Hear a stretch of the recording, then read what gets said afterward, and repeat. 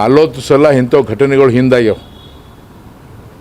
40 ಸಲ ಹಿಂದೆ ಇಂಥವು ಘಟನೆ ಆಗ್ಯಾವ. ಇದನ್ನು ರಾಜಕೀಯವಾಗಿ ಬಳಸಬಾರ್ದಂತೇಳಿ ಎಲ್ಲರಿಗೂ ವಿನಂತಿ ಮಾಡ್ತೀನಿ. ಆಮೇಲೆ MP ಒಳಗಡೆ ಯಾರು ಎದೆ ಹೊಡ್ಕೊಂಡಿದ್ದಿಲ್ಲ. ಕೆಲವರು ಅಸೆಂಬ್ಲಿಯಾಗ ಮಾತಾಡ್ಯಾರ, MPಗಳು ಇಲಿಗಳಂಗೆ ಓಡಾಡ್ಲಿಕ್ಕೆ ಯಾರೂ ಇಲ್ಲ, ಎಲ್ಲ ಹುಲಿಗಳಂಗೆ ಇದ್ರು. ಯಾಕಂದ್ರೆ ನಾವು ರಾಜಕೀಯಕ್ಕೆ ಬಂದ್ಮ್ಯಾಗೆ ಹೌದು ನಾವು ಎಲ್ಲಕ್ಕೆ ತಯಾರಾಗಿ ಬರಬೇಕಾಗ್ತದೆ. ರಾಜಕೀಯ it is not a bed of roses, it is bed of thorns ಅಂತೀವಿ ನಾವು. ಮುಳ್ಳಿನ ಹಾಸಿಗೆ, ಬರೀ ಹೂವಿನ ಹಾಸಿಗೆ ಅಲ್ಲ. ಅದಕ್ಕೆ ಇದನ್ನು ಟೋಟಲಿ ಪಾಲಿಟಿಸೈಸ್ ಮಾಡಬಾರ್ದು. ಇದು ನಾನು ಎಲ್ಲರಿಗೂ ವಿನಂತಿ ಮಾಡ್ತೀನಿ. ಈಗ ಪಾಸ್ ಕೊಟ್ಟಂತ ಪ್ರತಾಪ್ ಸಿಂಹ ಅವ್ರನ್ನ ವಿಚಾರಣೆ ಮಾಡಬೇಕು ಅನ್ನೋದು. ವಿಚಾರಣೆ ಯಾಕೆ ಮಾಡಬೇಕು? ಅಲ್ಲ, ಹಿಂದೂ ಮುಂದೆ ನೋಡ್ದೇನೆ ಹಿಂದೂ ಮುಂದೆ ಕ್ಷೇತ್ರದಿಂದ ಒಬ್ಬ ಹುಡುಗ ಅವ್ರ ಅಪ್ಪನ ರೆಫರೆನ್ಸ್ ಕೊಟ್ಟು ಪಾಸ್ ಕೊಟ್ಟಾರ. ಸೆಕ್ಯೂರಿಟಿಗಳು ಕರೆಕ್ಟ್ ಚೆಕ್ ಮಾಡಬೇಕಾಗಿತ್ತು. ಇದು ಯಾರು ಎಲ್ಲರೂ ಈ 553 MP ಮಾಡೋ ಕೆಲಸ ಪ್ರತಿಯೊಬ್ಬರು ಇದೇ ಮಾಡ್ತಾರೆ. ಭಾಳ ದೂರದಿಂದ ಜನರು ಬಂದಿರ್ತಾರೆ, ಕೊಟ್ಟಿರ್ತಾರೆ. ಅದಕ್ಕೇನು ಅವರು ಈಗಾಗಲೇ ಪ್ರತಾಪ್ ಸಿಂಹ ಅವ್ರು ಬಂದು ಸ್ಪೀಕರ್ ಭೇಟಿಯಾಗಿ ಹೋಗ್ಯಾರ. ಅದು ಯಾವುದೋ ಒಂದು ಮನಸ್ಸಿನಾಗ ಇಟ್ಕೊಂಡು ಇದೊಂದು ಕಾರಣದಿಂದ ಅವರಿಗೆ ಅಟ್ಯಾಕ್ ಮಾಡೋದು ಸರಿಯಲ್ಲ.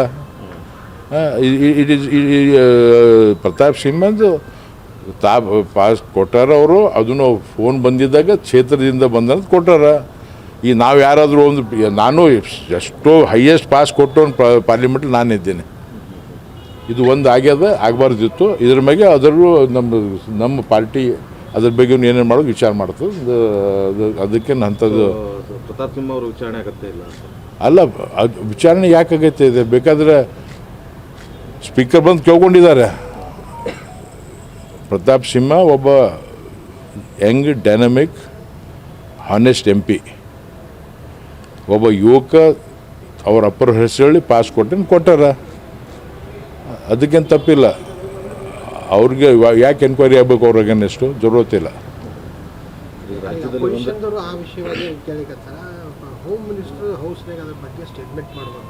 ನೋಡ್ರಿ, ಈಗಾಗಲೇ ಇದ್ರ ಬಗ್ಗೆ ಹೋಮ್ ಮಿನಿಸ್ಟರ್ ಅವರು ಸ್ಟೇಷನ್ ಇರಲಿಲ್ಲ, ಔಟ್ ಆಫ್ ಸ್ಟೇಷನ್ದಾಗ ಅಲ್ಲಿ ಸ್ಟೇಟ್ಮೆಂಟ್ ಕೊಟ್ಟರು. ಅವರು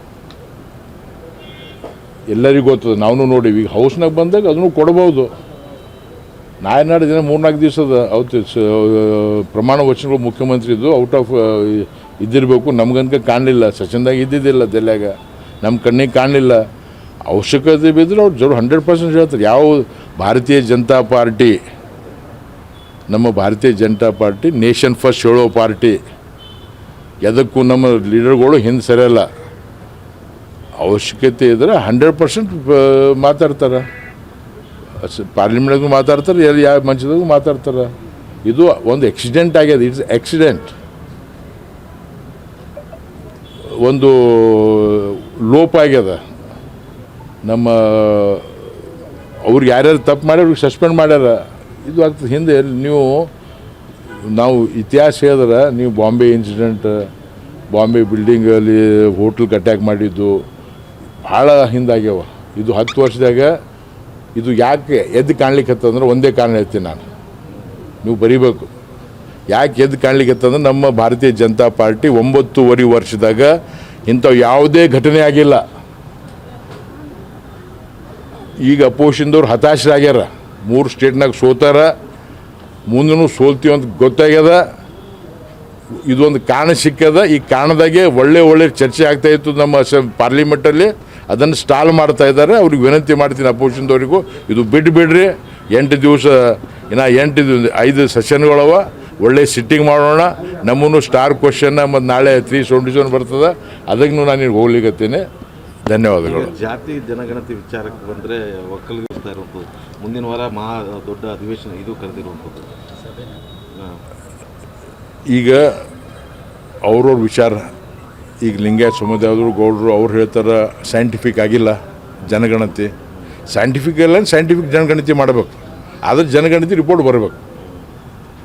ಸೈಂಟಿಫಿಕ್ ಆಗಿ ಸರಿಯಾಗಿಲ್ಲ ಅಂತ ಇಬ್ಬರು ಹೇಳ್ತಾ ಇದ್ದಾರೆ. ಅವರು ಆರ್ಡಿನರಿ ಎಲ್ಲ ಹೇಳಿದ್ರೆ ಏನು ಸತ್ಯತೆ ಇರಬೇಕು. ಯಾಕೆಂದರೆ ಎಲ್ಲ ಪ್ರಬುದ್ಧರ ಅಲ್ಲಿ, ಎರಡೂ ಸಮಾಜದವ್ರು ಪ್ರಬುದ್ಧರ. ಅವ್ರು ಯಾರಿಗೆ ಅನ್ಯಾಯ ಮಾಡಬಾರ್ದು, ಎಲ್ಲ ಹಿಂದುಳಿದ ಸಮಾಜಗೂ ಅನ್ಯಾಯ ಆಗಬಾರ್ದು, ಯಾರಿಗೆ ಅನ್ಯಾಯ ಆಗಬಾರ್ದು. ಕರೆಕ್ಟಾಗಿ ಜಾತಿ ಗಣತಿ ಮಾಡಿ ರಿಪೋರ್ಟ್ ಸಬ್ಮಿಟ್ ಮಾಡಿ ತಿಳಿಕತ್ತಲ್ಲ. ಈಗ ಮತ್ತೆ ಲಿಂಗಾಯತ್ CM ಕೂಗಿ ಏನಾದರೂ ಹೇಳುತ್ತೆ ಅಂತ, ಯಾಕಂದ್ರೆ ಭಾಳ ವಿರೋಧ ಮಾಡ್ತಾ ಇರುವಂಥದ್ದು.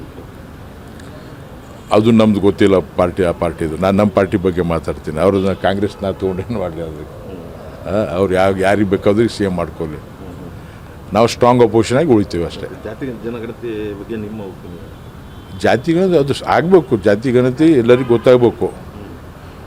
ಏನಂತಾರೆ, ಜಿತ್ನಿ ಹಿಂದಿದಾಗ ಹೇಳ್ತಾರೆ, ಜಿತ್ನಿ ಸಂಖ್ಯಾ ಉತ್ನೇ ಭಾಗಿದಾರಿ. ಪಾಪ್ಯುಲೇಷನ್ ಅನುಗುಣವಾಗಿ ಅವರಿಗೆ ಸಿಗ್ಬೇಕು ಬೆನಿಫಿಟ್. ಅದು ಸಿಗ್ಬೇಕಂದ್ರೆ ಸೈಂಟಿಫಿಕ್ ಆಗಿ ಜನಗಣತಿ ಆಗ್ಬೇಕಂತ ಹೇಳ್ತಾರೆ. ಅದನ್ನು ಮಾಡಬೇಕು. ಅದು ಆಗಬೇಕು. ಇನ್ನೊಂದ್ಸರಿ ಮಾಡ್ಬೇಕಂದ್ರೆ ಅಲ್ಲ, ಸೈಂಟಿಫಿಕ್ ಆಗಿ ಅಂತ ಕೇಳ್ತಾ ಇದ್ದಾರೆ. ಸೈಂಟಿಫಿಕ್ ಕರೆಕ್ಟ್ ಇಲ್ಲ ಅಂದ್ರೆ ಮಾಡಬೇಕು. ಅದನ್ನು ವೆರಿಫೈ ಮಾಡಬೇಕು. ಅದನ್ನು ಕರೆಕ್ಟ್ ಅದೇ ಡಿಸ್ಕಷನ್ ಮಾಡಬೇಕು. ಗೊತ್ತೇ ಆಗ್ತದೆ ಅದು.